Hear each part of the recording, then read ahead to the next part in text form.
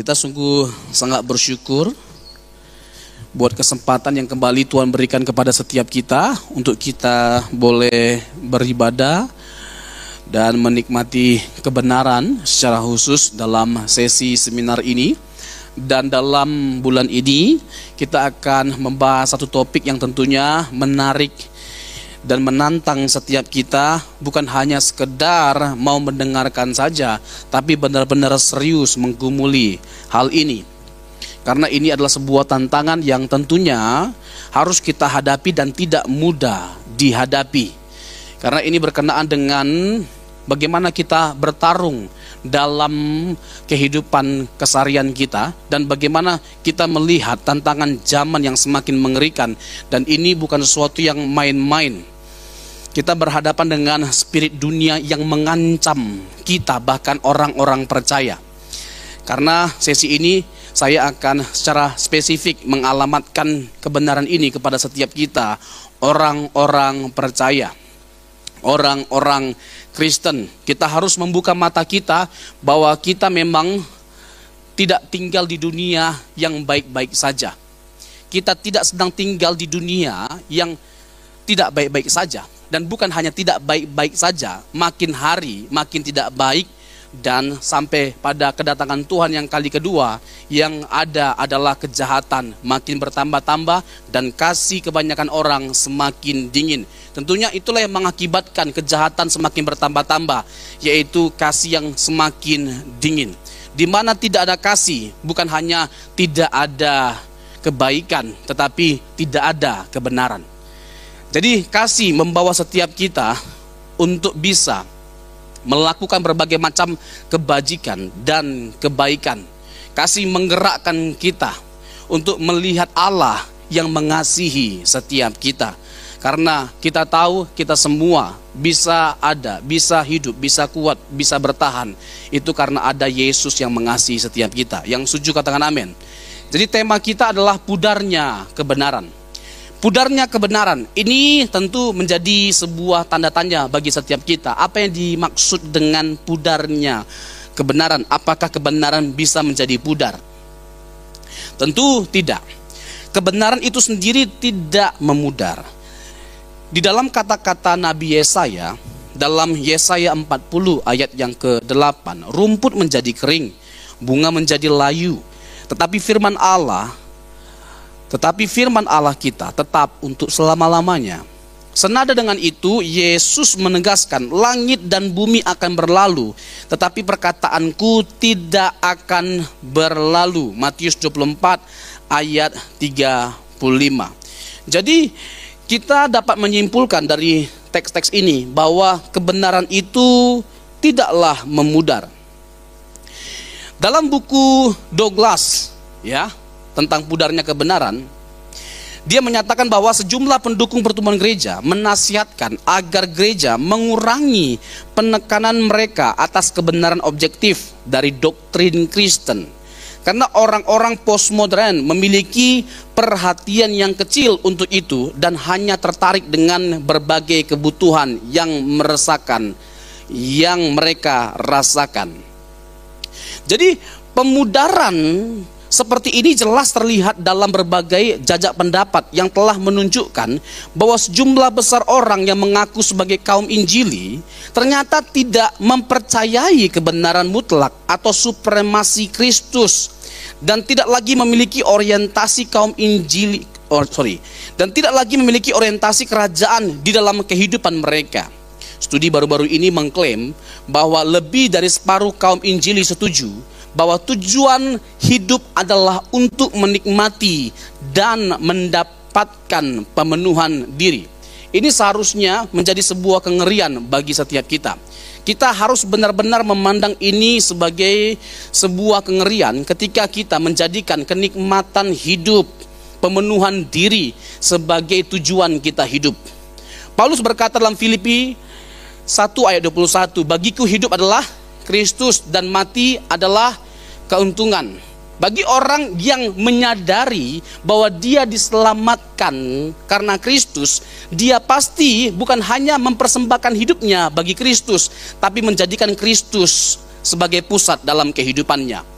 Pernyataan itu disampaikan oleh Rasul Paulus di mana? Di penjara. Ada 4 surat yang dia tulis dalam penjara. Salah satunya adalah surat Filipi. Tentu tidak enak kehidupannya di sana, dan dia mengalami aniaya yang luar biasa, dan tidak ada kepastian apakah dia akan tetap hidup dengan dia lepas dari penjara, atau dia akan mati mengenaskan di dalam penjara.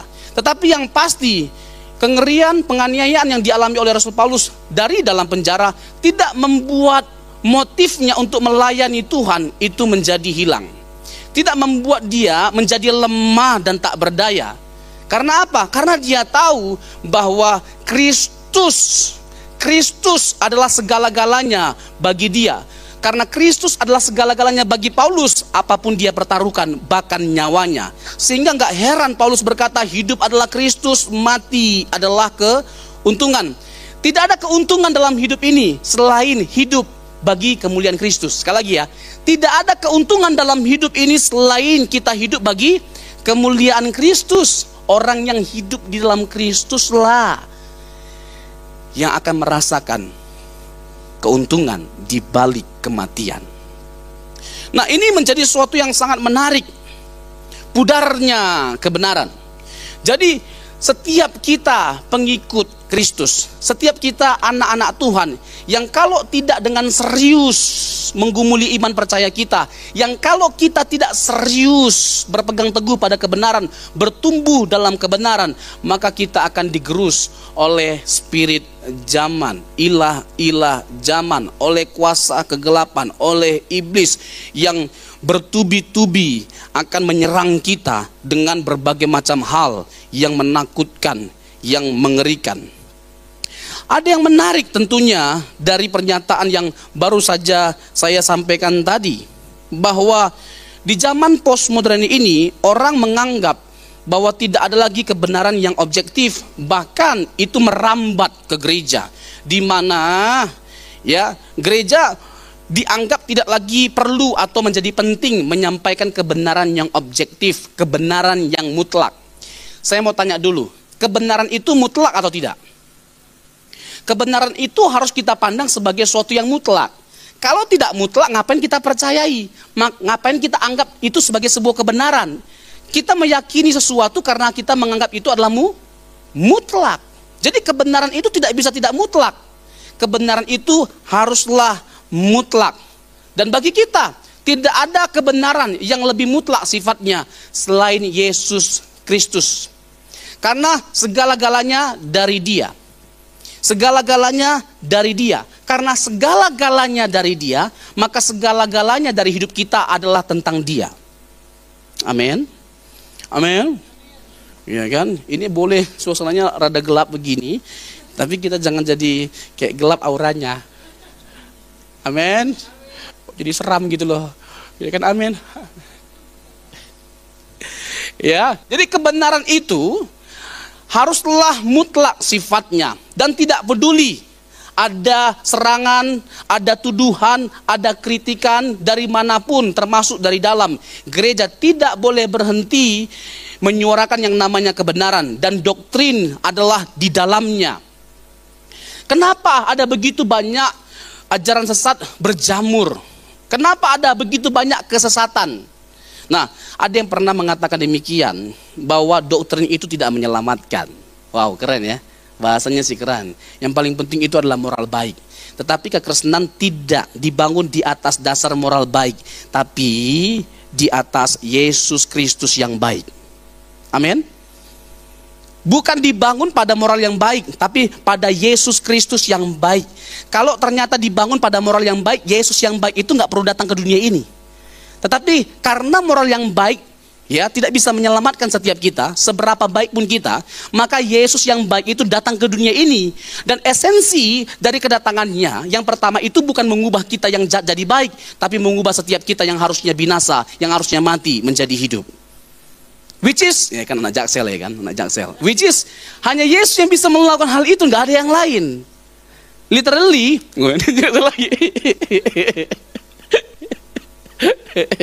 Hanya sampai di situ doang bahasa Inggrisnya. Ya, which is hanya Yesus yang bisa melawan hal itu. Nggak ada seorang pun yang bisa memungkinkan kehidupan bagi setiap kita. Makanya Yohanes 10 ayat 10 sebagai ayat kemakmuran dari para teolog kemakmuran, pendeta kemakmuran, gereja kemakmuran. Ya kan, ini benar-benar sebuah pemerkosaan terhadap ayat firman Tuhan yang notabene itu nggak ada hubungannya dengan materi atau hal-hal yang bersifat lahiriah. Makanya ya, bersyukurlah kita kalau kita berada di gereja yang benar-benar menyampaikan kebenaran dengan benar. Salah satunya adalah CNC. CNC! Mantap kan? Yohanes 10 ayat 10 deh. Iya kan? Bahwa Yesus datang untuk memberikan kelimpahan bagi setiap kita. Tapi kelimpahan di situ jangan dipahami dalam pengertian materi. Dari miskin menjadi kaya, nggak punya apa-apa jadi mempunyai sesuatu. Dari the kill and the kumel jadi the crown and the glory. Pencuri datang hanya untuk mencuri dan membunuh dan membinasakan. Aku datang supaya mereka mempunyai hidup. Garis bawahi kata hidup. Dan mempunyainya dalam segala kelimpahan. Kata hidup dalam bahasa Yunani itu zoe. Kehidupan yang kekal, kehidupan yang berkualitas. Jadi bagi Yohanes, hidup yang kekal, hidup yang berkualitas itu sama dengan hidup yang berkelimpahan. Jadi hidup yang berkelimpahan, segala kelimpahan jangan dipisahkan dari kata hidup atau zoe itu. Dan karena zoe itu adalah tentang hidup yang berkualitas, hidup yang kekal, maka itu sesuatu yang hanya bisa diberikan oleh siapa? Oleh Yesus, oleh Allah, tidak ada yang lain. Jadi jangan diturunkan standar dari kebenaran ini. Ayat ini justru bisa kita pakai untuk membuktikan keilahian Tuhan Yesus. Bahwa kelimpahan hidup, kehidupan yang sejati adalah sesuatu yang hanya bisa dikerjakan atau diberikan oleh Allah bagi setiap kita. Dan itulah yang Yesus lakukan 2000 tahun yang lalu. Jadi kebenaran itu penting untuk disuarakan.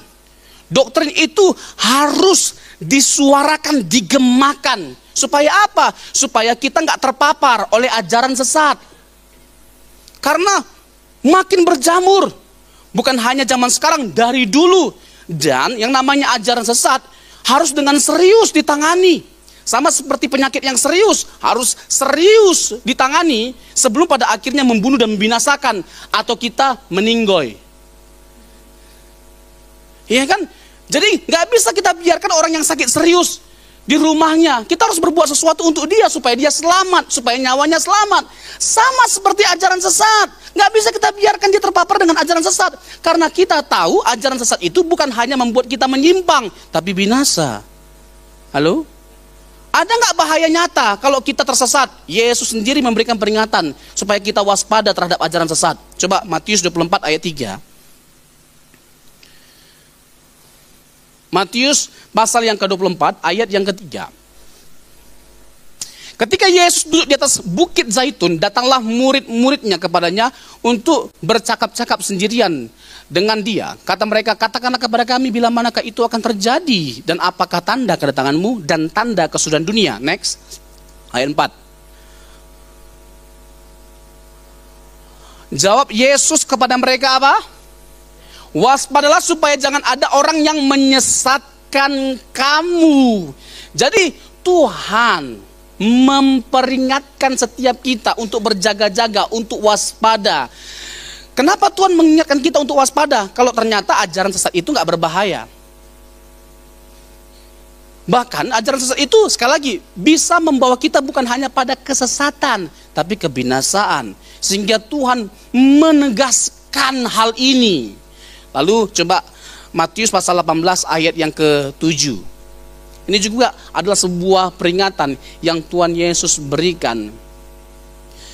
Celakalah dunia dengan segala penyesatannya. Memang penyesatan harus ada, tetapi apa?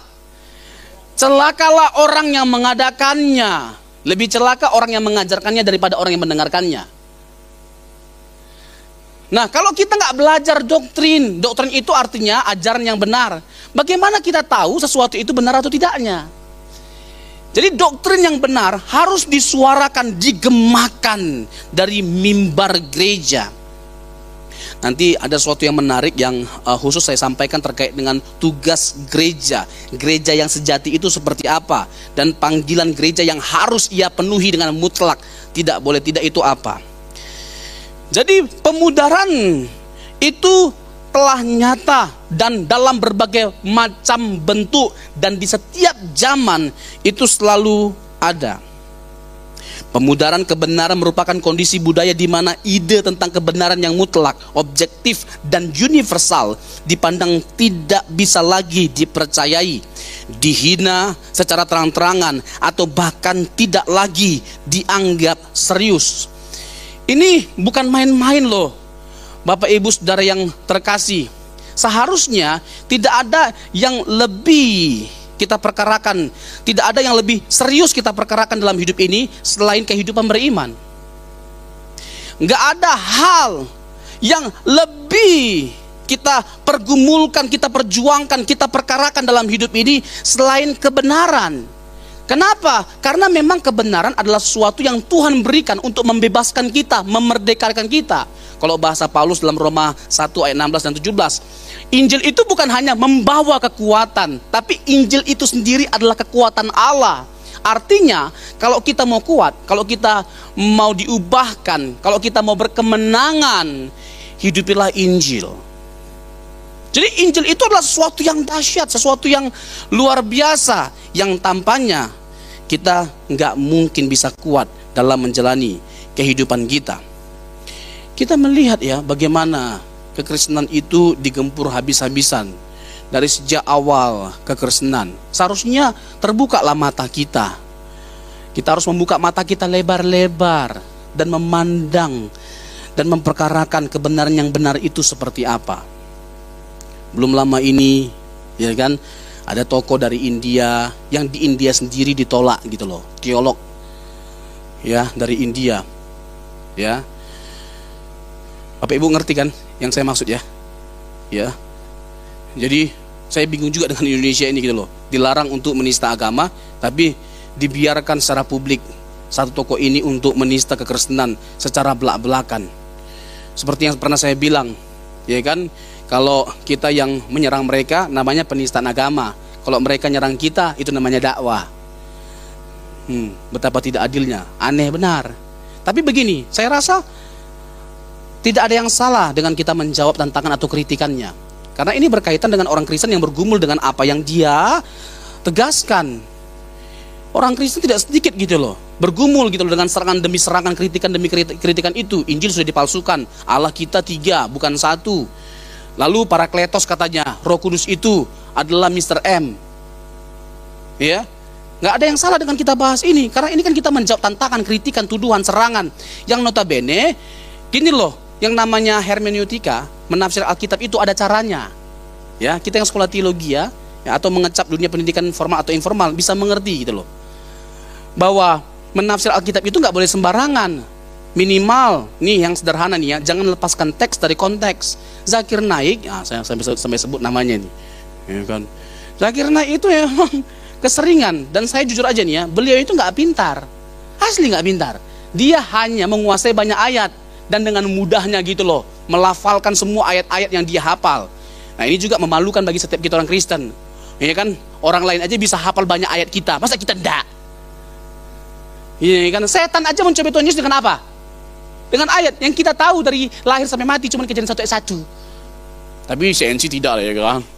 Justru jadi sebaliknya, ya kan, dari Kejadian sampai Wahyu hafal semua. Makanya penting bagi setiap kita untuk tahu banyak firman Tuhan, datang ke Kompa. Amin. Komsel berdampak. Masih sama kan namanya? Nggak berubah kan? Iya kan? Di sana kita dapat banyak insight. Kita diajar untuk mengerti kebenaran. Nah, misalnya beginilah. Nanti Bapak Ibu silakan baca di rumah ya. Yohanes 14, 15, 16. Dia menerjemahkan roh kebenaran, Roh Kudus itu sebagai Mr. M. Mr. M ngerti ya? Ya. Ya, Mr. M gitu loh.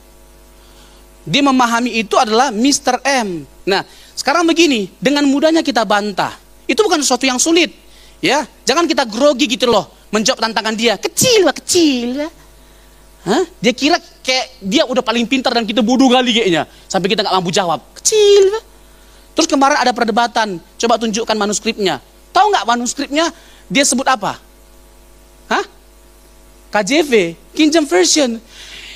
Itu bukan manuskrip, Ferguson. Itu bukan manuskrip, itu terjemahan, translation.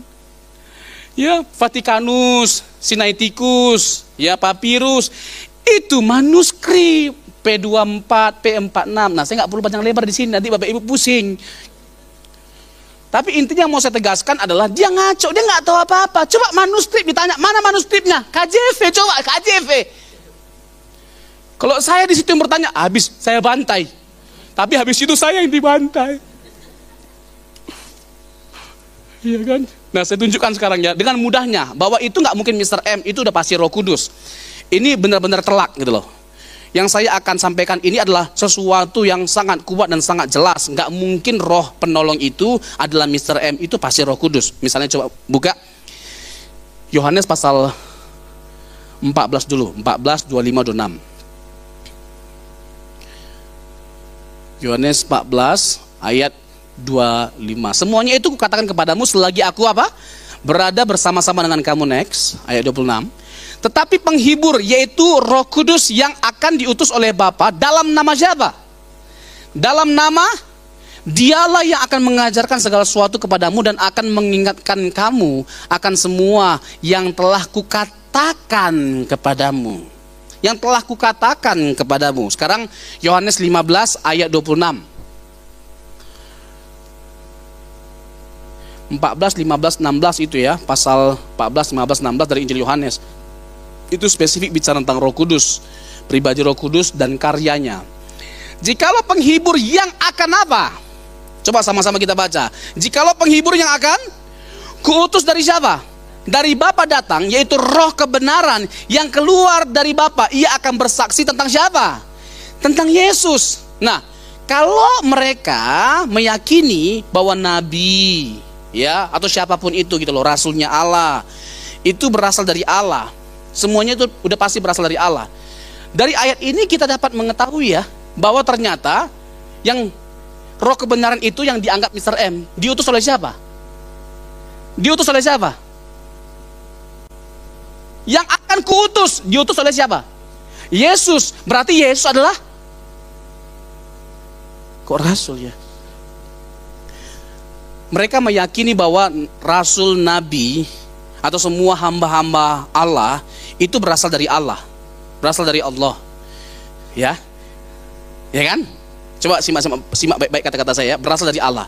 Nah, kalau dari ayat ini, Roh penghibur yang dibilang Roh kebenaran, yang dibilang Mr. M, diutus oleh siapa? Yesus. Berarti Yesus adalah Allah dong. Itu adalah konsekuensi yang gak bisa mereka tolak. Itu resikonya. Kalau mereka mau maksakan bahwa ini adalah Mr. M, berarti Yesus adalah Allah. Terima nggak? Nggak mungkin terima mereka, karena bagi mereka Yesus hanya nabi, hanya manusia biasa. Tapi inilah konsekuensi kalau mereka memandang bahwa ayat ini bicara tentang Mr. M. Berarti hanya dua kesimpulan. Mereka harus menerima Yesus itu Allah, atau berhenti bilang ini Mr. M. Amin. Bisa nangkap ya? Bisa ya? Nah, ini yang ketiga. Yohanes 16 ayat 14. Kalau mereka tetap bersikeras bahwa Roh Kudus itu adalah Mr. M, nah ini dia. Ini sih telak banget. Dan mereka pada akhirnya kalau memang buka hati, buka mata, ya dengan jujur melihat Alkitab, jangan hanya setengah-setengah. Jadi hanya ambil ayat-ayat yang mendukung ajaran mereka. Nggak boleh dong gitu. Mereka bongkar bangkir ayat-ayat dari Alkitab orang lain. Giliran kita melakukan hal yang sama, tiba-tiba masuk penjara kita. Ini kan nggak fair. Tapi kan kita punya hak jawab. Ini adalah hak jawab yang kita berikan gitu loh. Ketika Injil kita diobrak-abrik, disalahpahami, ini kan sesuka-sukanya gitu loh. Ia akan memuliakan apa? Ia akan memuliakan apa? Ia di situ siapa? Aku adalah Yesus. Ia Roh Kudus. Ia akan memuliakan aku sebab ia akan memberitakan kepadamu apa yang diterimanya daripadaku. Kata memuliakan itu harus dipahami dalam konteks Injil Yohanes. di mana Injil Yohanes itu berbicara tentang Yesus yang adalah Tuhan, satu-satunya juru selamat. Jadi ketika Roh Kudus ya datang untuk memuliakan Yesus, artinya dia akan membawa setiap orang untuk percaya bahwa Yesus adalah Allah dan juru selamat. Yang hanya dari dia saja kita dapat keselamatan. Coba Yohanes 20 ayat 30 sampai 31. Ini benar-benar kita roasting benar ini. Yohanes 20 ayat 30, supaya mereka pada akhirnya nggak sesuka-sukanya, nggak seenak jidatnya gitu loh, menyerang iman kita gitu loh. Nah, Yohanes 20 ayat 30. Inilah inti dari Injil Yohanes yang nanti kita akan kaitkan dengan memuliakan aku. Roh Kudus akan memuliakan aku. Harus dibawa ke sini gitu loh. Memang masih banyak tanda lain yang dibuat Yesus di apa? Di depan mata mereka, di depan mata murid-muridnya yang tidak tercatat dalam kitab ini. Ayat 31. Ini dia. Tetapi semua yang tercantum di sini telah dicatat supaya kamu percaya bahwa Yesuslah Mesias. Yesuslah Mesias. Yang kedua apa? Anak Allah. Yang ketiga apa? Dan supaya kamu oleh imanmu memperoleh hidup dalam namanya. Jadi kehidupan kekal hanya bisa didapatkan ketika kita percaya kepada siapa? Jadi ketika Roh Kudus memuliakan aku, memuliakan Yesus, maksudnya Roh Kudus akan membawa setiap orang untuk mengakui kebenaran ini. Halo? Bisa nangkap? Bisa paham? Yang ketiga, yang keempat, ini jelas sekali. Kalau kita mengatakan, ya mereka maksudnya, bahwa itu adalah Mr. M, maka konsekuensinya mereka dari Alkitab ya, mereka akan melihat bahwa Mr. M itu disejajarkan dengan Allah. M itu disetarakan dengan Allah, karena bagi kita Roh Kudus setara dengan Allah, memiliki hakikat keilahian yang sama dengan Bapa dan Anak. Nah, mereka setuju nggak bahwa Mr. M itu adalah Allah juga? Nggak setuju kan? Berarti ya udah, jangan dipaksakan bahwa Roh Kudus itu adalah Mr. M. Matius pasal 28 ayat 19. Matius 28 ayat 19. Baptislah mereka toonoma dalam nama Bapa, Putra dan Roh Kudus. Dalam bahasa Yunani kata dalam nama toonoma itu tunggal, singular. Ini adalah sebuah pembuktian atas doktrin Tritunggal, bahwa kita memahami Tritunggal itu ada 3 pribadi dan satu nama, satu hakikat. Dan ini adalah satu ayat yang bisa menegaskan kebenaran itu. Karena itu pergilah, jadikanlah semua bangsa muridku, dan baptislah mereka dalam nama siapa? Bapa dan Anak dan Roh Kudus. Ada berapa? 3. Bapa, Anak dan Roh Kudus. Ada 3 pribadi, tapi ketiga pribadi ini adalah satu nama, satu hakikat. Jadi Roh Kudus disejajarkan dengan siapa? Dengan Bapa dan Anak. Berarti Roh Kudus adalah Allah.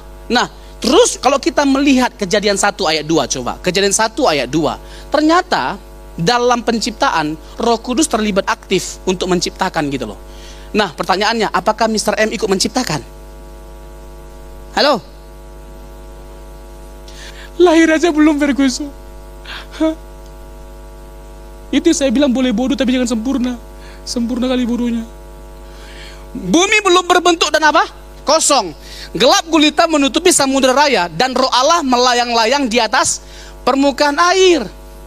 Jadi ternyata Roh Kudus ikut terlibat dalam menciptakan setiap kita, menciptakan alam semesta, menciptakan kita juga terlibat nggak? Nanti Ayub 33 ayat yang keempat. Bumi belum berbentuk dan kosong, gelap gulita menutupi samudera raya, dan Roh Allah melayang-layang di atas permukaan air. Jadi para pakar setuju bahwa Roh Kudus terlibat dalam penciptaan alam semesta. Bahkan Roh Kudus itu juga maha tahu. Bahkan sesuatu yang tersembunyi dalam diri Bapa, Roh Kudus menyelidikinya. Tidak ada yang Roh Kudus tidak tahu. Coba Ayub 33 ayat 4. Kalau tidak salah. Roh Allah apa? Telah membuat aku, dan nafas yang maha kuasa membuat aku hidup. Jadi Roh Allah menciptakan alam semesta, Roh Allah menciptakan kita. Mr. M cocok nggak dengan ini? Nggak cocok, jadi jangan dipaksakan, Mbak. Masih ada lagi nih. Ini mereka lucu-lucu, jadi kita bongkar kelucuan mereka. Ya, lucu-lucu aja kita. Karena kalau kita serius, nggak sanggup mereka. Nah, coba Ulangan 18 ayat 15. Ulangan 18 ayat 15. Nah, ini nih. Jadi mereka anggap bahwa kan ada nubuatan, bahwa akan ada nabi seperti Musa yang akan didatangkan, yang akan diutus. Ya, ini lagi-lagi memang kocak banget nih kan. Coba kita baca dulu ya. Seorang nabi dari tengah-tengahmu, dari antara saudara-saudaramu, sama seperti aku, akan dibangkitkan bagimu oleh Tuhan Allahmu. Dialah yang harus kamu dengarkan. Oke, ini coba kita pahami teks ini berdasarkan konteks. Jadi yang seperti Musa, ada nabi yang akan dibangkitkan oleh Allah. Tapi jelas nggak ayatnya, seorang nabi dari tengah-tengahmu, dari tengah-tengah orang Israel, suku-suku Israel. Nah, sekarang pertanyaannya, Mr. M itu orang apa? Hah? Ini kan di tengah-tengah orang Israel, nggak ada orang Arab di sini, Pak. Nah, kok tiba-tiba dipaksa bahwa ini bicara tentang Mr. M? Kan kocak. Bisa nangkap nggak Bapak Ibu? Bisa nangkap ya? Jadi kacau sekali pola pikir mereka itu dalam menafsir Alkitab kita. Benar-benar suka-suka mereka. Tapi ya seperti biasalah ya, kita nggak berdaya lah untuk melawan mereka yang kita bingung. Mereka mayoritas malah takut dengan minoritas. Dan bahkan kita nggak buat apa-apa. Kita nggak membuat satu kegaduhan, ya kan, peperangan dan sebagainya macamnya. Yang ada adalah ibadah dibubarkan, gereja dihancurkan, diledakin, dibakar, orang Kristen dibunuh. Kayak yang belum lama ini kan, yang rumah retret itu gitu loh. Ini kan bingung kita gitu loh. Kok bisa begini bangsa kita seenak jidatnya gitu loh. Sampai lebih mudah membangun tempat-tempat yang nggak benar daripada membangun ibadah. Orang punya kebebasan harusnya dong untuk beribadah. Dan itulah kekayaan dari bangsa Indonesia. Kita punya beragam suku, beragam bahasa. Ya kan, kalau bahasa masing-masing punya logatnya yang kita sudah tahu. Ya kan, kalau begini logatnya, apanya kok ini? Nggak mungkin orang Sunda. Nah, nggak mungkin orang Sunda. Udah pasti orang Batak. Ya kan, kalau bagi agak-agak mendayu dikit, Pace, kau sudah makan kah? Ya kan, udah pasti orang apa? Ya orang Jawa, ya betul. Udah pasti orang Papua. Ya, dengan beragam logat, suku, bahasa, dan juga agama. Kita harus memandang itu sebagai sebuah kekayaan yang kita harus lestarikan. Nah, kunci dari pembahasan kita adalah bagaimana kita bukan hanya memandang kebenaran dengan benar, tapi menghidupi kebenaran. Bagi saya tadi ya, udah jelas sekali bahwa Roh Kudus itu bicara tentang roh kebenaran itu, roh penolong itu bicara tentang Roh Kudus, bukan yang lain. Ya, sudah bisa ditangkap ya Bapak Ibu ya terkait dengan masalah itu. Nah, kita masuk kepada persoalan pokoknya, budarnya kebenaran. Ya, jadi kita sebagai orang percaya harus dengan benar memandang kebenaran, harus dengan serius memperkarakan kebenaran, harus dengan semangat dan antusias bahkan radikal memburu kebenaran, memburu kebenaran. Lalu kalau kita bicara tentang kebenaran, kalau kita mau menggambarkan apa itu kebenaran, digambarkan sebagai apa kebenaran itu? Yang pertama, kebenaran seperti fondasi atau dasar. Matius pasal yang ke-7 berbicara tentang rumah dibangun di atas dua dasar, pasir atau batu. Ya, kalau mau kokoh kita harus membangunnya di atas batu karang. Konteks itu sebenarnya berbicara tentang apa? Bahwa mendengarkan dan menghidupi kebenaran adalah dua hal yang tidak bisa dipisahkan. Kehancuran yang ada kalau hanya salah satunya. Makanya secara khusus para pendeta, dia nggak boleh hanya punya satu hal dalam hidup dan pelayanannya. Dia harus punya dua hal. Apa itu? Kebenaran dan teladan. Nggak bisa hanya kebenaran aja, tapi dia juga harus punya teladan. Ya, kita harus benar-benar mengutamakan hal ini. Ketika kita mencari gereja, carilah pendetanya juga yang serius, bukan hanya mengajarkan kebenaran, tapi berjuang untuk mengenakan kebenaran itu dan menjadi teladan bagi jemaat. Jadi kalau kita bicara tentang contoh, siapa dalam hal kehidupan bergereja yang harus kita pertama-tama contoh? Iya, pendeta lah. Ya, pendeta. Makanya saya mengakui bahwa tidak ada pendeta yang sempurna, gereja yang sempurna. Tetapi kalau memang pendeta itu sudah nggak ada kebenaran, nggak ada teladan, sudah nggak ada kebenaran, nggak ada teladan, udah jangan lama-lama, cepat lari. Amin. Amin. Tapi Pak Pendeta, pendetanya ganteng. Pendetanya dikit-dikit saya mendengar suara Tuhan. Dikit-dikit masuk surga, dikit-dikit ke neraka, journey to hell. Lama-lama dia ke neraka. Bohong semua itu. Ya. Bohong semua, percaya sama saya. Ya apa naik turun surga? Yesus aja turun sekali, naik sekali. Kamu naik turun surga itu naik apa? Naik lift kah? Hah? Makanya maaf ini ya, kita orang Indonesia ini ya, jemaat Indonesia ini ya, orang Kristen Indonesia itu gampang sekali dibodoh-bodohi dengan hal-hal yang mistik. Pendeta juga tahu jualan yang laku di pasaran, di gereja-gereja itu hal yang mistik. Gitu loh, kemarin ya saya melihat ada hantu. Hantunya itu cantik sekali. Iya. Tapi sayang, hantunya itu di belakangnya bolong, kuntilanak dong. Iya kan? Terus saya hardik apa segala macam, saya hardik pakai garam lah, pakai apa segala macam. Aduh, yang begini-begini udahlah, bohong lah udah. Iya kan, saya dapat penglihatan, saya dapat mimpi. Saya bukan anti semuanya itu gitu loh. Tapi dari buahnya lah seseorang atau pohon itu dikenal. Halo? Iya, makanya hati-hati. Gereja-gereja makin banyak dipenuhi oleh hamba Tuhan yang seperti itu gitu loh. Kenapa? Makin banyak, makin berjamur hamba Tuhan yang seperti itu. Dikit-dikit nubuat. Karena mereka tahu jemaat itu suka yang begitu-begitu, makanya dibodoh-bodohi. Dikit-dikit aku dapat suara Tuhan, Tuhan berbicara. Saya nggak anti dengan suara Tuhan, tapi kalau kita mau dengar suara Tuhan, baca Alkitab, karena Alkitab suara Tuhan. Amin. Dan itu udah pasti benar, nggak mungkin salah, mutlak benar. Tapi kalau pendeta yang berkata aku dengar suara Tuhan, belum tentu benar. Bisa aja dia punya keinginan, lalu pakai nama Tuhan untuk menyampaikan. Itu keinginan dia, bukan keinginan Tuhan. Kayak takut-takut gitu lah. Karena banyak yang pendeta begitu ya. Apa tuh journey to hell? Ini kan perjalanan ke neraka. Ngapain dia jalan-jalan ke neraka? Terus pendeta itu bilang begini lagi, bahwa saya masuk neraka karena Anda, karena kalian semua. Kamu siapa? Kamu siapa? Kamu siapa? Kan ada di Instagram begitu ya. Kamu siapa? Coba, saya masuk ke neraka karena kalian. Karena kalian. Aduh, itu sih nggak masuk akal. Udah pasti itu menyesatkan, itu ajaran yang salah. Tapi pendetanya ganteng. Aduh, masa hanya karena pendetanya ganteng lalu kita nggak memperkarakan sih? Iya.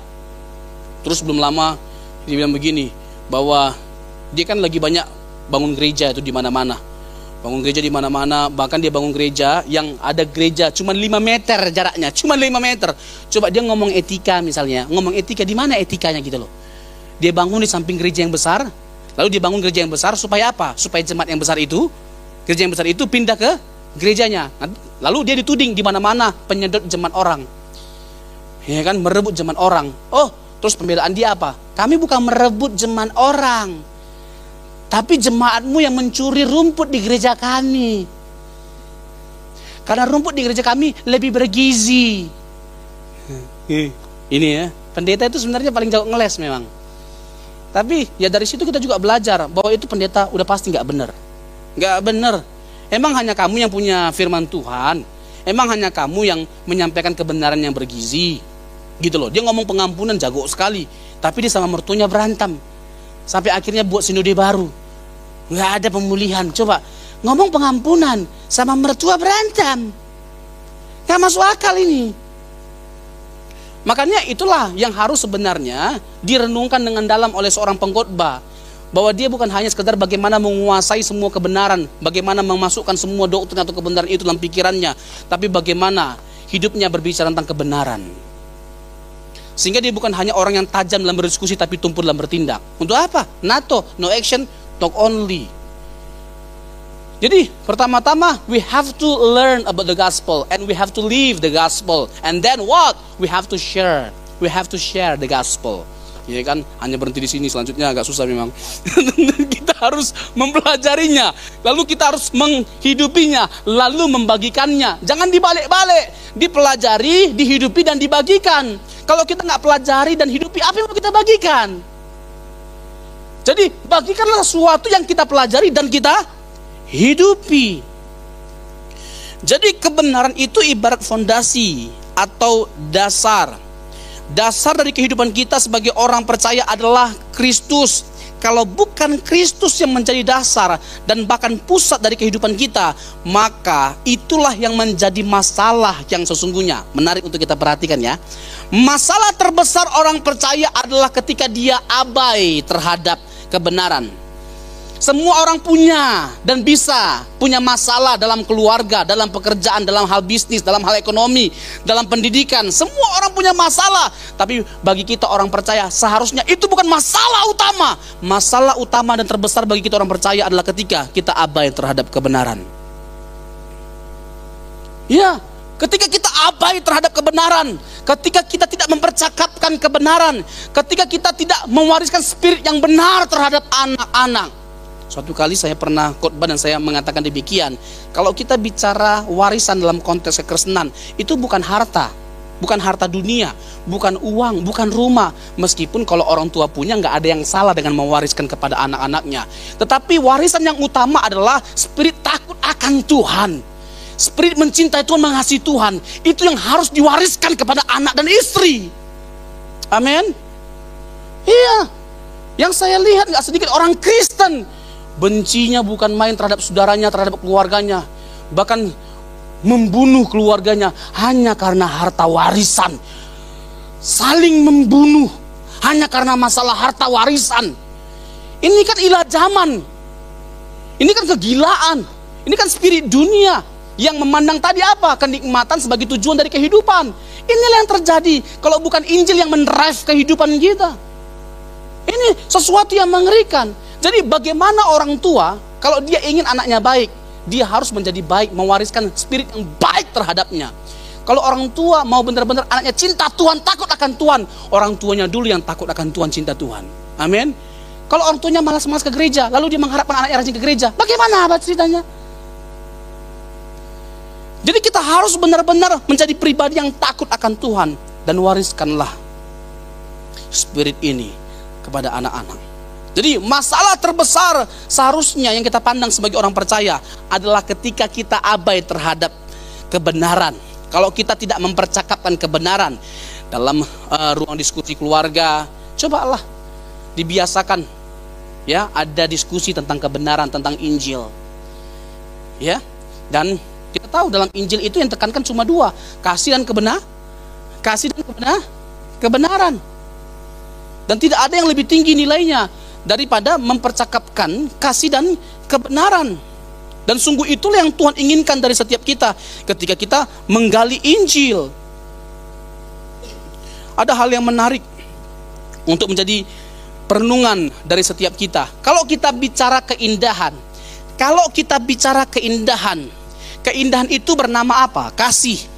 Karena berkat keselamatan atau berbagai macam kebaikan datang dari Allah yang penuh dengan kasih. Keindahan itu bernama apa? Kebenaran. Dan tempat terindah itu bernama apa? Golgota. Kenapa? Karena di Golgota lah kita menemukan kasih dan kebenaran dinyatakan bagi setiap kita yang tidak layak menerimanya. Tidak ada tempat yang lebih indah selain Golgota. Karena itu adalah tempat pemulihan, tempat Allah merangkul setiap kita, tempat Allah menerima setiap kita yang tidak layak dilayakkan, tempat di mana kita yang tidak benar dibenarkan, tempat pemulihan, penyembuhan luka. Makanya sering saya bilang, kalau kita pernah terluka dan begitu sakit karena dilukai, saya mau kasih tahu, satu-satunya pribadi yang tepat untuk menyembuhkan luka kita tidak ada yang lain selain siapa? Yesus. Karena tidak ada luka yang dia tidak alami, tidak ada kengerian yang dia tidak alami, tidak ada masalah atau penderitaan yang dia tidak alami. Dia alami semua. Sampai kehinaan secara moral pun dia alami. Dia ditelanjangi dan dipertontonkan secara publik. Dalam keadaan telanjang dia dihukum. Dia dihukum dengan hukuman yang paling mengerikan dan hukuman yang paling hina, yaitu salib. Makanya Paulus berkata apa? Terkutuklah orang yang disalib. Karena hina sekali kalau sampai dihukum dengan cara disalibkan. Itu orang dianggap sebagai yang terkutuk dan melakukan satu kejahatan yang paling mengerikan, sehingga layak bagi dia untuk disalibkan. Dan itulah yang diterima oleh Yesus. Dia menerima semuanya. Dia menggantikan kita yang seharusnya kita yang dihukum, tapi dia menggantikan kita. Golgota adalah tempat terindah, karena Golgota adalah penerimaan atas setiap kita oleh Yesus Kristus yang mengasihi kita. Tempat penyembuhan luka. So, jadi kalau kita terluka, ya datangnya kepada siapa? Datang kepada Yesus, jangan pada yang lain. Ya. Kalau kita punya ada masalah, datangnya sama siapa? Datangnya sama Yesus. Suatu kali saya ditanya, ini ada orang yang curhat sama saya, seperti konseling lah. Dia mengalami luka yang sangat dalam dari kecil. Dia sudah ditinggalkan oleh orang tuanya. Mamanya pergi dari waktu umurnya 1,5 tahun, balita. Lalu papanya adalah seorang yang membesarkan dia dengan cara militer, garang, bahkan memukul dia. Anak perempuan ini, dia kehilangan sosok orang tua, baik perempuan maupun pria, ibu atau bapaknya. Dia sangat pahit, dan tidak jarang dia sampai mau mengakhiri hidupnya. Berlanjut dia ketemu sama pria yang salah, dapat satu orang anak, seorang perempuan. Dia pahit, tapi di tengah kepahitan dia, orang tuanya tetap meminta supaya dia bertanggung jawab sama orang tuanya, mamanya, gitu loh, minta supaya anaknya ini tetap bertanggung jawab, memenuhi tanggung jawabnya sebagai anak. Coba orang tua nggak buat apa-apa, membuang, tragis hidup anaknya dibuat, minta anaknya bertanggung jawab. Gila ya. Dia sebenarnya sama sekali tidak mau melakukan, tapi adalah sebuah kebiasaan bagi dia untuk menolong banyak orang. Akhirnya terpikirkan sama dia, meskipun aku pahit sama dia, orang banyak aku tolong, masa orang tua aku nggak aku tolong. Jadi tetap ada sisi baik dalam dirinya, tetap dia transfer gitu loh. Tapi tidak hilang rasa sakitnya, pilunya. Bahkan seperti yang saya katakan tadi, berapa kali dia hendak mengakhiri hidup, lalu bertanya, bagaimana cara saya untuk melepaskan diri saya dari rasa luka yang begitu dalam, rasa pahit. Saya mulai dengan kebenaran firman Tuhan. Kalau bicara tentang rasa pahit, luka, tidak ada pribadi yang lebih terluka selain Yesus Kristus.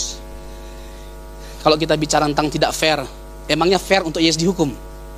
Emangnya fair? Adil? Emang dia salah? Apakah dia dihukum karena dia salah? Enggak, dia nggak bersalah, dia nggak berdosa, dia tidak berdosa. Tapi dia mati karena orang berdosa.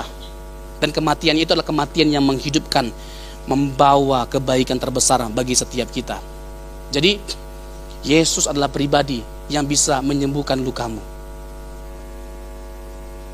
Yesus bukan hanya sekedar tahu perasaan kita, tapi kenapa dia yang paling tahu menyembuhkan luka kita? Karena dia pernah terluka, karena dia pernah dilukai. Dia bahkan bukan hanya dilukai orang jauh, tapi justru orang terdekatnya yang dia ajar malah meninggalkannya. Sudah bersama dengan dia 3,5 tahun, malah meninggalkannya. Tapi dia tidak terluka, dalam tanda petik, dia tidak menjadi marah lalu murka terhadap para muridnya dan membinasakan mereka. Tetapi justru ada penerimaan dari Yesus, dan penerimaan Yesus itu membawa pemulihan yang besar bagi para murid, sehingga para murid bukan hanya mengikut Yesus, tapi mereka menjadi orang-orang yang radikal mencintai Yesus, bahkan menyerahkan nyawanya demi Yesus Kristus. Yang kedua, kalau bicara saya, mengapa saya mau mengampuni, melepaskan pengampunan? Karena saya tidak mau dirugikan. Saya tidak mau menjadi tambah rugi oleh orang yang menyakiti saya, oleh orang yang merugikan saya. Biasanya kalau orang menyimpan dendam, itu bisa berdampak pada kesehatan fisik, kesehatan mental, terganggu mentalnya, dan berdampak pada aspek-aspek yang lainnya. Kenapa kita mengampuni? Karena kita nggak mau rugi. Yang ketiga, percayalah, Tuhan nggak mungkin tidak buat hitung-hitungan. Pasti Tuhan perhitungkan. Tuhan tidak mungkin tidak membalasnya. Serahkan sama Tuhan. Ingat, pembalasan Tuhan lebih mengerikan daripada pembalasan kita. Tuhan tidak mungkin tinggal diam. Amin. Amin. Yang keempat, saya bilang begini, ini menarik, ini pengalaman hidupnya. Jadi saya menghantarkan dia pada pengalaman hidupnya. Tidak enak rasanya, sakit rasanya ditinggalkan oleh orang tua. Mamanya pergi dan papanya sangat kasar terhadap dia. Lalu pada akhirnya dia menikah. Dia punya anak perempuan. Sempat dia ingin mengakhiri hidupnya. Lalu dalam tanda petik, pada akhirnya apa yang membedakan kamu dengan orang tuamu yang membedakan kamu? Caranya aja yang berbeda. Kamu ingin mengakhiri hidup kamu. Oh tapi dia enak kok. Nanti kan dia punya asuransi dari kematian saya. Kalau anakmu besar, lalu ditanya, masih kecil anaknya. Kalau anakmu besar, lalu ditanya, mana yang dipilih oleh dia? Asuransi mamanya yang pergi meninggalkan dia atau mamanya? Saya bilang begini, apa bedanya kamu dengan mama kamu pada akhirnya? Bahkan mama kamu masih ada. Kalau kamu mengakhiri hidup, udah kamu gak ada. Siapa yang dia punya? Suami, dia bilang sudah tidak lagi peduli dengan anaknya. Lah, siapa lagi yang diharapkan? Jadi kamu menciptakan rasa sakit yang sama terhadap anakmu. So what's the difference? Apa bedanya? Jadi mengapa kita mengampuni? Karena kita tahu tidak ada yang lebih baik selain mengampuni. Berikan tepuk tangan bagi Tuhan kita. And He will be,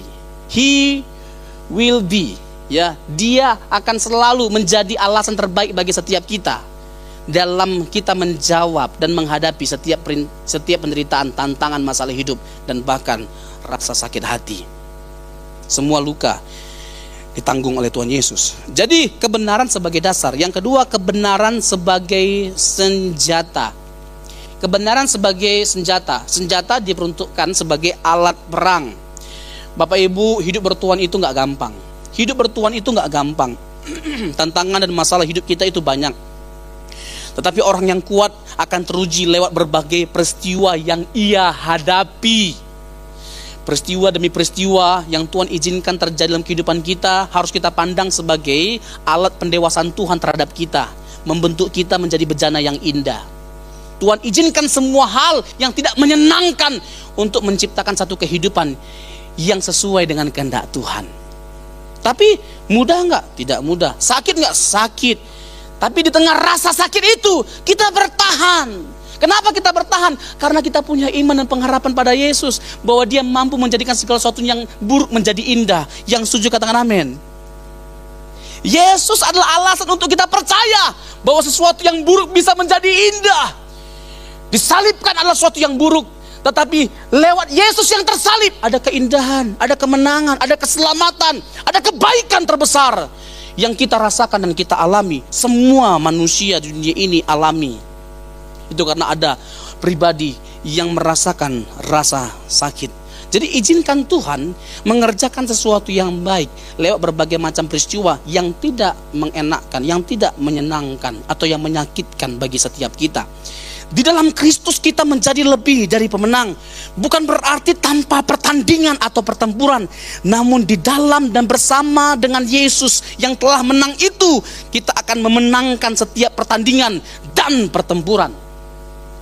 Yesus menjadi teladan yang hidup dan sempurna bagi setiap orang-orang percaya. Beruntung kita punya Tuhan yang memberikan contoh tentang bagaimana seharusnya kita kuat dalam menghadapi berbagai macam pencobaan. Ketika Yesus dicobai, dia pakai apa untuk dia bertahan, untuk kuat dalam menghadapi pencobaan? Dia pakai firman. Matius pasal yang keempat, ketika Yesus dicobai, ada beberapa pencobaan, ya, yang diberikan oleh iblis terhadap Yesus. Yang pertama, Yesus sudah berpuasa berapa lama? 40 hari. Lapar nggak Yesus? Hah? Lapar kali. Ini kan tidak makan selama 40 hari. Itu yang Alkitab catat. Itu laparnya bukan main. Gak usah 40 hari. Kita aja anak STT nih ya. Hah? Satu harian puasa, hari Kamis kalau saya nggak salah. Ya misalnya kita puasa nih ya. Paling malam kita tidur jam 10. Nanti baru bukanya jam 5 atau jam 6 kalau nggak salah bang ya. Jam 5, coba bayangin, itu nggak ada sahur-sahur. Jam 2 bangun, sahur, nggak ada. Jadi bayangin, laparnya itu bukan main. Kalau ada yang buat kita emosi, pengen kita makan. Saking laparnya. Udah itu kalau kita misalnya lagi makan, itu kan kita jarang makan enak kan. Anak STT itu dia serama jarang makan enak. Makannya apa? Tahu tempe terus tahu tempe.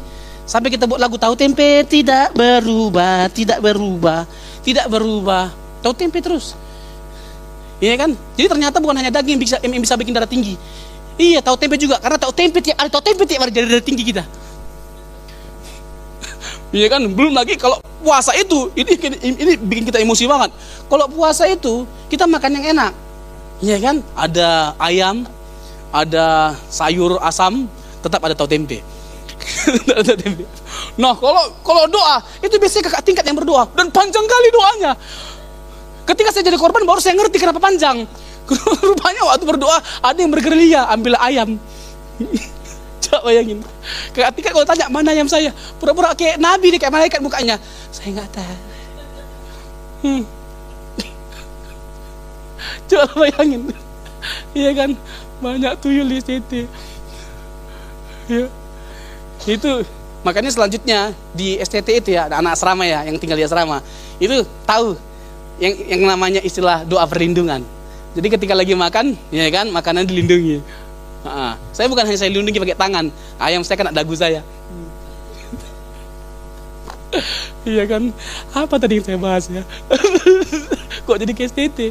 Jadi nggak mudah kita menjalani kehidupan ini tanpa kebenaran. Yesus tadi ya, bahwa Yesus sangat lapar sekali. Nah, ini menarik sekali ya.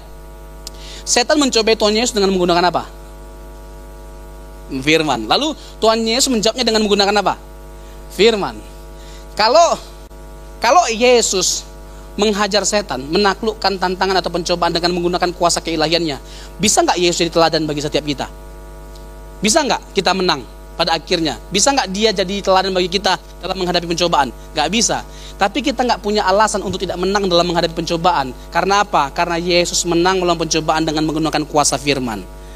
So, pada akhirnya itu yang harus kita simpulkan. Kita harus melawan pencobaan dengan menggunakan kuasa firman. Dengan firman sama seperti Tuhan Yesus. Coba Ulangan pasal 8 ayat yang ketiga. Ulangan 8 ayat yang ketiga. Tuhan Yesus kan diminta untuk mengubah apa? Batu menjadi roti. Bisa nggak Tuhan Yesus mengubah batu jadi roti? Jangankan mengubah batu jadi roti, iblis mengubah jadi lapet jadi panada bisa. Mengubah iblis jadi lapet bisa, jadi panada bisa. Apalagi mengubah batu jadi roti. Tapi ini adalah sebuah tantangan yang bisa membawa kepada kejatuhan. Ya, Yesus diminta untuk menunjukkan kuasanya, untuk membuktikan kebenaran bahwa dia adalah anak Allah.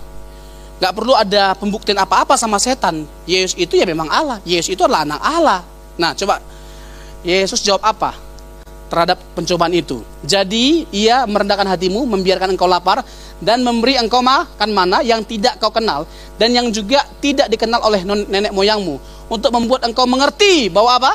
Manusia hidup bukan dari roti saja, tetapi manusia hidup dari segala yang diucapkan oleh Tuhan. Jadi Tuhan hendak mengajarkan setiap kita bahwa kebutuhan terutama dari kita orang percaya adalah firman Tuhan. Tidak ada kebutuhan yang lebih tinggi selain firman Tuhan, selain kebenaran. Jadi lapar dan haus akan kebenaran harus lebih kita utamakan daripada hanya sekedar lapar dan haus dengan makanan dan minuman jasmani. Mengisi kerohanian kita dan kebenaran harus kita pandang yang lebih utama dan terutama daripada hanya sekedar mengisi perut kita.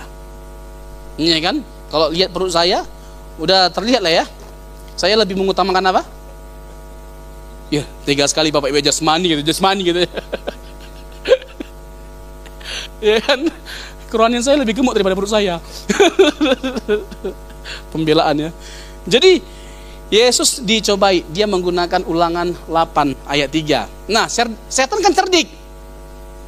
Setan kan cerdik gitu loh. Karena Yesus menjawab tantangan dia, pencobaan dia dengan menggunakan firman.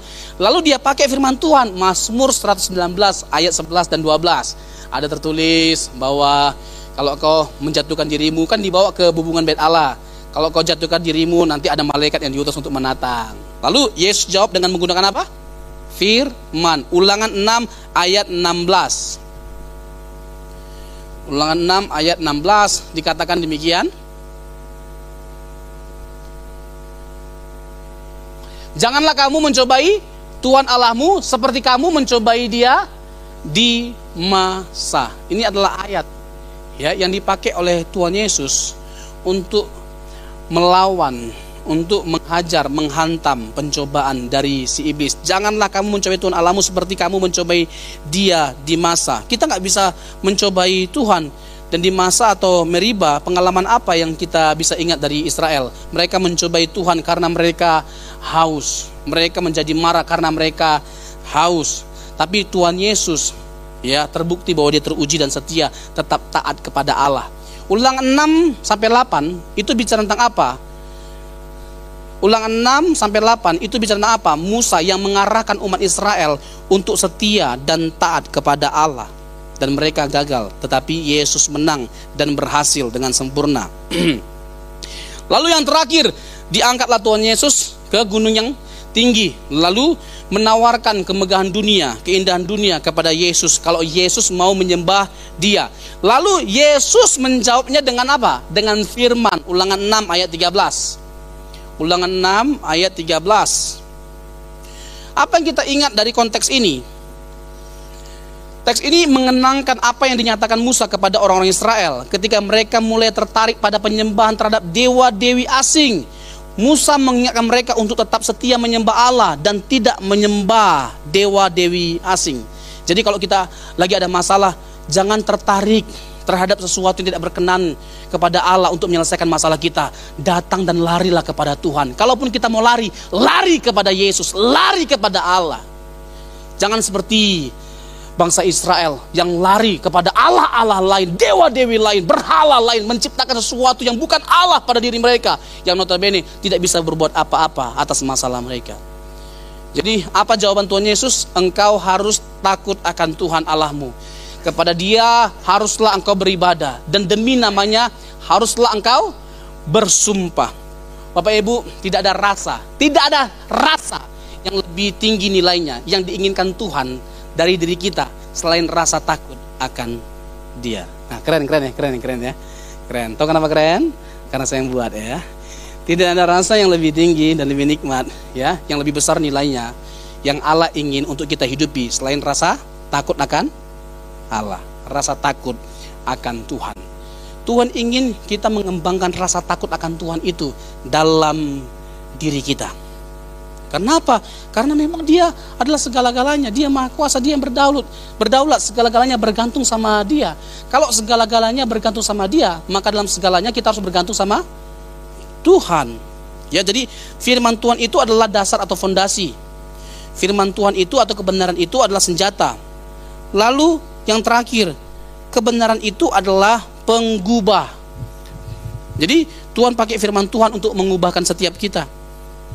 Kehidupan yang sejati hanyalah dibentuk oleh kebenaran Injil. Tanpa kebenaran manusia tersesat dan bahkan menjadi binasa. Hidup yang dikendalikan Injil adalah hidup yang dipenuhi kebenaran dan kasih. Pola dari kehidupan Kristen adalah pertobatan dan iman. Kita tidak pernah berhenti untuk bertobat dan percaya. Perkataan Yesus yang pertama dalam Injil Markus adalah bertobatlah dan percayalah kepada Injil. Markus 1 ayat yang ke-15. Hal pertama dari 95 dalil Martin Luther mengamati ketika Tuhan kita Yesus Kristus berkata, bertobatlah. Dia menghendaki seluruh hidup orang percaya untuk menjadi satu, yaitu pertobatan. Dalam pertobatan kita mengakui kecenderungan kita untuk mengecilkan salib dengan bertopeng dan berusaha dengan kekuatan diri sendiri. Kita menarik kasih sayang kita dari juru selamat palsu dan sumber kebenaran yang menipu dan berbalik kepada Yesus sebagai satu-satunya pengharapan kita. Kalau kita bicara tentang pertobatan, percayalah, kalau kita berjuang dengan kekuatan kita sendiri, kita akan capek, kita nggak mampu. Kita akan terus jatuh kepada kesalahan yang sama, dosa yang sama. Seperti lagu yang berkata, aku terjatuh dan tak bisa bangkit lagi. Itulah yang akan terus kita alami, kita rasakan. Kalau kita berubah, bukan karena kasih karunia Tuhan, bukan dengan mengandalkan kasih karunia Tuhan. Itulah yang akan terjadi. Kita akan jatuh dan terus jatuh kalau kita hanya mengandalkan kekuatan kita sendiri. Di permukaan, pertobatan tampaknya sederhana dan mudah. Tetapi tidaklah demikian. Karena hati kita adalah sebuah pabrik berhala. Ini menarik ya. Yeremia 17 ayat yang ke-9. Hati kita itu cerdik. Ya. Sebagaimana John Calvin menulisnya, bahkan pertobatan kita dapat menjadi kendaraan dosa dan keegoisan. Kita adalah praktisi yang sangat terampil dalam pertobatan yang salah.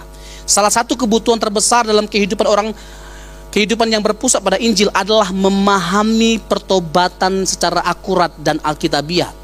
Di dalam pertobatan kita, yang harus ada adalah pertama, pertumbuhan kesadaran kekudusan Allah. Dan kedua, pertumbuhan kesadaran kedagingan dan dosa diri. Makanya sering saya bilang, orang tidak mungkin bisa memandang anugerah dengan benar kalau dia tidak melihat betapa mengerikannya dampak dosa.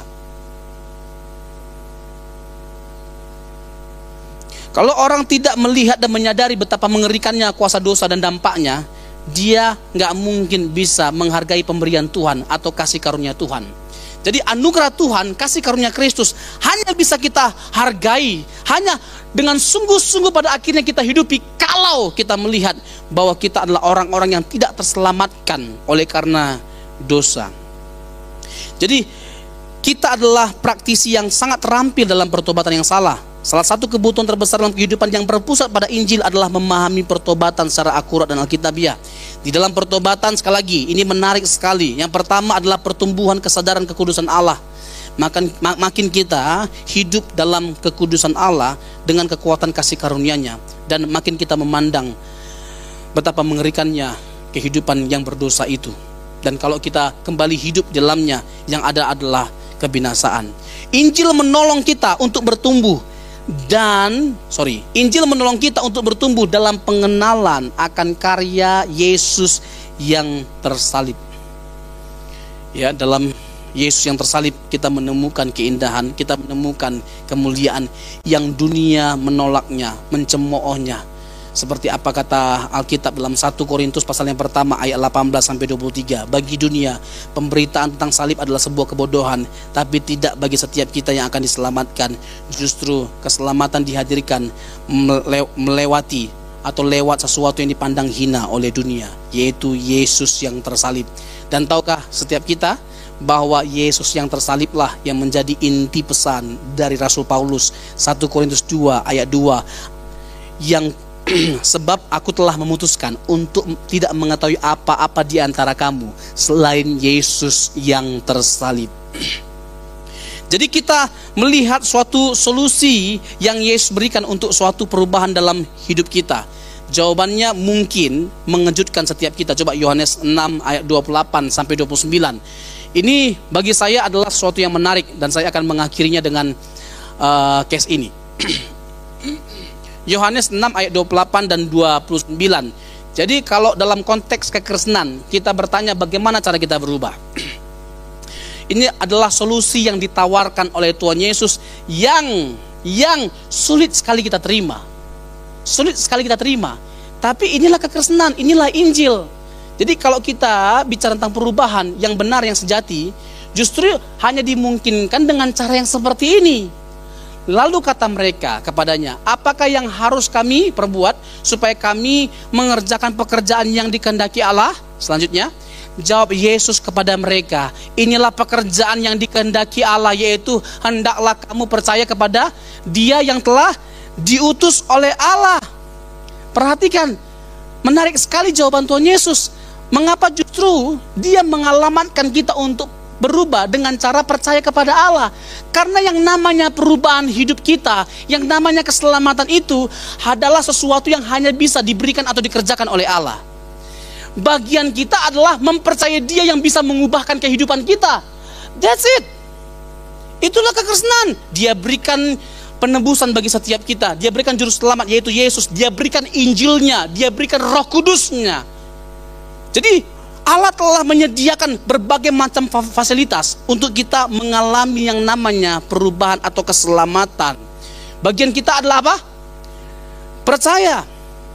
Jadi coba kita perhatikan bahwa mereka bertanya kepada Yesus tentang apa yang harus mereka lakukan untuk menghidupi kehidupan yang berkenan kepada Allah. Yesus menjawab bahwa pekerjaan yang dikehendaki oleh Allah tidak ada yang lain selain percaya. Dengan kata lain, kehidupan Kristen itu bukanlah tentang melakukan, melainkan tentang mempercayai. Bukan tentang melakukan, tapi tentang apa? Mempercayai. Kalau pada akhirnya kita melakukan sesuatu, itu adalah dampak dari percaya kita kepada Dia yang mengerjakan segala hal yang baik dalam kehidupan kita. Yang setuju katakan amin. Sama seperti kita ketika memandang anugerah. Saya tidak mengatakan bahwa berbuat baik tidak penting. Tetapi kita selamat bukan karena kita berbuat baik, tapi karena kita sudah diselamatkan, makanya kita berbuat baik. Amin. Jadi kita berbuat baik bukan untuk diselamatkan, tapi karena sudah diselamatkan. Amin.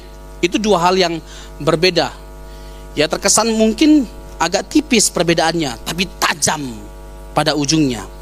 Jadi Yesus adalah pribadi yang bisa mengerjakan perubahan dalam kehidupan kita. Nah, saya bawa contoh sederhana. Ini benar-benar terakhir. Ini benar-benar terakhir, ya. Yang saya simpan handphone saya, ya. Tapi iPad-nya tetap di sini karena di sini materinya.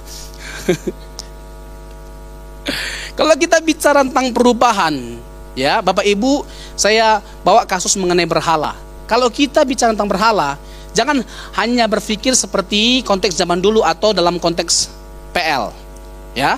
Berhala itu adalah pohon, batu, gitu loh. Kalau sekarang batu aki atau jimat-jimat. Berhala itu adalah ketika kita memandang sesuatu atau seseorang melebihi daripada Tuhan. Itu adalah berhala, apapun itu, gitu loh. Ya, itu bisa menjadi apapun artinya. Bukan hanya batu akik, bukan hanya pohon, bukan hanya pergi ke Gunung Kawi, tetapi segala sesuatu yang kita pandang lebih besar, ya, lebih menarik daripada Tuhan. Bagaimana pada akhirnya kita bisa berubah? Ini contoh yang sederhana saja kita ambil, yaitu mengenai dosa yang kelihatan, bergosip lah misalnya, ya. Ini benar-benar sederhana sekali, ya kan? Yang suka bergosip, yang suka bergosip katakan amin. Oh, nggak ada lah, di sini nggak ada yang suka gosip lah, ya kan? Kalau CNCC udah tahu, kita dipanggil bukan menjadi gossiper tapi worshipper. Ya, membicarakan orang di belakang mereka dalam cara-cara yang menghakimi dan menghancurkan. Bapak Ibu bergosip, fitnah orang, ngomongin orang, jangan anggap ini sesuatu yang biasa. Adalah orang-orang yang mungkin tidak kuat mentalnya, bisa hancur dan mengakhiri diri karena isu-isu yang didengarkan. Iya, jadi jangan anggap itu sesuatu yang biasa bergosip, ya, menceritakan keburukan orang lain. Kalaupun dia buruk, ya udahlah, apa yang bisa kita lakukan sebagai anak Tuhan untuk mengubahkan dia yang buruk? Begitu dong yang harus kita lakukan. Amin. Amin. Bukan menceritakan dia yang pada akhirnya memperburuk keadaan dia. Nggak boleh dong kita sebagai anak Tuhan doing something good for him, for her, for them, gitu loh. Kita harus menciptakan belas kasihan, bukan hanya simpati tapi empati. Doing something good for them. Nah, jadi kalau kita bergosip, mengapa kita bergosip? Mengapa kita bergosip? Apa yang kita cari dalam bergosip yang seharusnya kita dapatkan dari Allah? Ini menarik ya. Ini poinnya. Apa yang kita cari dalam bergosip yang seharusnya kita dapatkan dari Allah? Maksudnya begini, segala sesuatu yang baik ini yang akan saya sampaikan ini, itu sebenarnya bisa dan sudah kita dapatkan dari Allah. Tapi kita mencoba mendapatkannya di luar Allah. Misalnya begini, kalau kita bicara tentang gosip, itu kan permukaan yang terlihat. Tapi yang tidak terlihat itu ada berhala. Berhala apa? Berhala persetujuan. Saya ingin orang lain menyetujui saya. Ya kan, gelisah kita, marah kita kalau orang tidak setuju sama kita. Ada orang yang seperti itu. Ketika ada ketidaksetujuan atas idenya, pendapat dia, kayaknya dia marah sekali. Dia pendam, gitu loh. Kok bisa dia nggak setuju, gitu loh. Karena bagi dia semua orang itu harus setuju dengan dia. Berhala persetujuan itu juga berhala. Berhala kendali atau berhala kontrol, menggunakan gosip sebagai sebuah cara untuk memanipulasi atau mengendalikan orang lain tanpa kita sadari atau disadari orang lain. Kita mencoba untuk mengontrol orang. Berhala nama baik, saya ingin merasa penting, jadi saya menjatuhkan orang lain secara verbal. Oh, ini banyak kita temukan orang-orang yang bermuka dua atau mulut manis. Iya kan, cari perhatian Bapak Ibu Gembala supaya dia lebih dipakai daripada yang lainnya. Iya kan, atau mulai mengkritisi Bapak Ibu Gembala karena yang lain dipakai, kenapa aku enggak? Ya begini-begini. Seharusnya udahlah kita sebagai anak Tuhan yang sudah dewasa, karena kebenaran, karena kasih karunia, enggak lagi harusnya berpikir seperti ini. Tetapi setiap kita, marilah kita berlomba-lomba dalam kita melakukan berbagai macam hal yang baik. Dan percayalah, orang yang baik, orang yang berpotensi, nggak mungkin nggak dipakai. Nggak mungkin nggak dipakai, pasti dipakai. Seseorang, pendeta, gereja boleh merem, tapi ya Tuhan bisa tancap gas. Iya. Orang bisa mencoba untuk membatasi kita dengan berbagai macam cara, tapi yang namanya promosi datang dari Tuhan. Nggak ada yang bisa membatasinya. Amin. Berhala nama baik. Lalu berhala kesuksesan. Seseorang sedang menuju keberhasilan dan saya tidak. Jadi saya bergosip tentang dia. Ada orang susah lihat orang senang, senang lihat orang susah. Ada. Susah lihat orang senang, senang lihat orang susah. Seharusnya terbalik dong. Kita bukan hanya senang lihat orang senang atau sukses, malah kita ikut sukses. Malah kita ikut andil atau berperan dalam kesuksesan dia. Amin.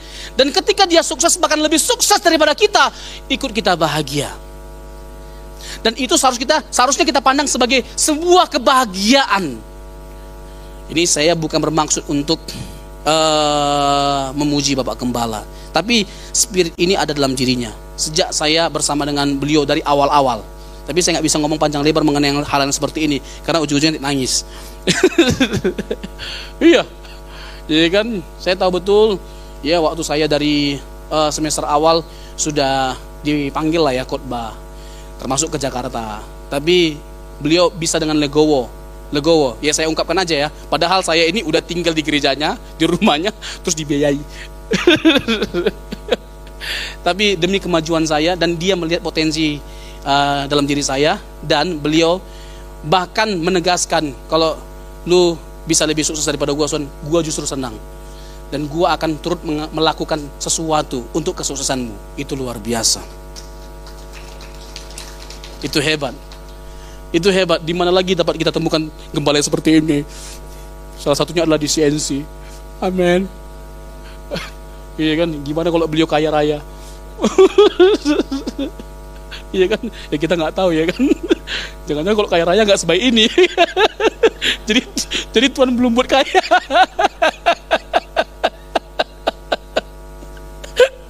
Ada. Menjadi kaya atau miskin itu tidak terlalu penting. Yang paling penting adalah kita punya spirit mengasihi Tuhan. Amin. Tidak salah dan tidak hina menjadi miskin, dan tidak mulia menjadi kaya. Ya, hina atau mulia itu bergantung bagaimana sikap hati kita, batin kita yang mencintai Tuhan, yang menghormati Tuhan. Lalu ada berhala keamanan, membicarakan orang lain, menutupi ketidakamanan diri kita atau diri saya.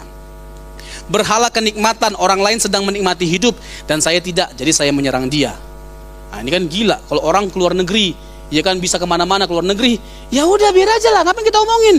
Ya dia beli barang-barang branded, ya udah biar aja gitu loh. Kenapa rupanya? Emangnya jadi hina kita karena kita nggak bisa seperti di jalan-jalan keluar negeri? Kalau dia bisa pergi ke Jerman, kita jajarin Matraman, iya kan? Iya, gitu loh. Udah as simple as that, gitu loh. Hah? Kenapa jadi gelisah hati kita karena lihat orang maju, bisa jalan-jalan ke luar negeri, pakai barang-barang branded, dia mahal dia. Yang buat kita berharga itu bukan karena barang-barang kita pakai. Ada orang yang memang memandang seperti itu, makin berharga dia karena barang-barang branded, barang-barang mahal yang dia pakai. Makin branded barang yang dia pakai, makin mahal, makin berharga dia memandang dirinya. Orang seperti ini ketika dia mandi nggak berharga karena nggak pakai apa-apa. Keberhargaan kita bukan bergantung pada apa yang kita kenakan, tapi pada karya Kristus yang mati bagi setiap kita. Itulah yang membuat kita berharga, siapapun kita. Amin. Ya, aminnya kencang sekali ya, karena belum bisa beli barang branded sebenarnya. Lalu berhala tahu, membicarakan orang lain adalah untuk menunjukkan bahwa saya mengetahui lebih banyak. Ini termasuk saya. Tergoda orang pintar itu, godanya ini, berhalanya ini, berhala tahu. Ya kan, kalau ngomong sesuatu ya, dokter apa dari tunggal? Apa kristologi? Apa ajaran sesat? Ini berhala saya. Ya, berhala-berhala ini mungkin juga ada pada kita semua. Cuma kita nggak jujur aja mengakuinya, menyembunyikannya dan merasa bahwa lebih baik daripada yang lain. Nah itu aja itu. Tapi kalau CNC sih enggak lah ya. Kita itu maksud saya kita yang di sana, bukan kita yang di sini. Ku mau di sana. Lalu berhala pengakuan, membicarakan orang lain membuat orang memperhatikan saya. Janganlah, ya janganlah, ya. Jangan mengesankan kita ini hebat, nggak usah berhala pengakuan, ya kan? Ada mungkin perbuatan baik yang kita lakukan, orang tidak mengingatnya, biarlah Tuhan yang membalasnya. Kalau kita berbuat baik, jangan ingat-ingat, ya. Tapi kita yang sudah menerima kebaikan orang, jangan sekali-sekali lupakan. Amin. Kenapa kita nggak perlu ingat-ingat kebaikan kita terhadap orang lain? Supaya nggak sakit hati kita. Amin. Karena kecenderungan kita ketika kita nggak dibalas perbuatan baiknya, sakit hati, kecewa. Kok bisa ya? Kok bisa ya? Udah bisa lah. Namanya juga manusia, tak? Bukan nabi, boy. Aduh. Iya, makanya udahlah. Kalau kita berbuat baik, motifnya adalah karena Tuhan. Iya dong, karena Tuhan sudah baik sama saya. Iya, nggak ada kewajiban bagi kita untuk menuntut orang baik sama kita. Nggak ada kewajiban bagi kita untuk menuntut orang harus baik sama kita. Tapi kita perlu dan harus memaksa diri kita untuk berbuat baik kepada sebanyak mungkin orang. Amin. Karena itulah panggilan kita. Lalu yang terakhir dari terakhir. Ya. Berhala penghargaan. Orang tersebut tidak menghargai saya, jadi saya tidak akan menghargai dia. Nah, ini juga berhala. Kita ingin supaya orang menghargai kita karena apa? We are someone? Huh? We have something? Kita berharap, kita ingin ya orang menghargai kita karena kita punya gelar banyak, karena kita kaya, punya sesuatu yang orang tidak punya. Itu berhala. Gak ada keharusan bagi orang untuk menghormati kita, siapapun kita gitu loh. Karena satu-satunya yang bisa kita hormati hanyalah Tuhan. Amin. Ngapain kita paksakan orang untuk menghormati kita dan menjadi marah kalau orang tidak menghormati kita? Iya enggak tahu siapa gua. Emangnya siapa? Kenalan. Ya kita aja udah. Iya kan? Kalau sampai kita mewajibkan orang ya untuk menghormati kita, itu berarti kita memandang bahwa kita samuan. Padahal sesuatu yang ada pada kita, siapapun kita dengan segala eksistensi kita, prestasi kita, itu semua karena Tuhan. Dan mengapa kita nggak perlu menyombongkan diri? Ya karena semuanya dari Tuhan. Dan untuk menangkis kesombongan kita, kita harus membawa semuanya itu untuk kemuliaan nama Tuhan. Amin. Ingat ya, selalu saya katakan begini, analogi yang sederhana untuk kita nggak menyombongkan diri. Kita ibarat tukang parkir. Ya, kita nggak bisa menyombongkan diri karena di lahan kita ada mobil Ferrari, ya, ada mobil Alphard, ya kan? Semuanya itu adalah titipan, hanya dititik, bah. Ya kan, bukan punya dia. Sama seperti kita, yang ada pada kita adalah titipan dari Tuhan. We are only the manager, not the owner. Kita hanyalah pengelola, bukan pemilik. Karena kita bukan pemilik, maka segala sesuatu yang kita miliki adalah dari Dia dan untuk kemuliaan namanya. Tuhan Yesus memberkati.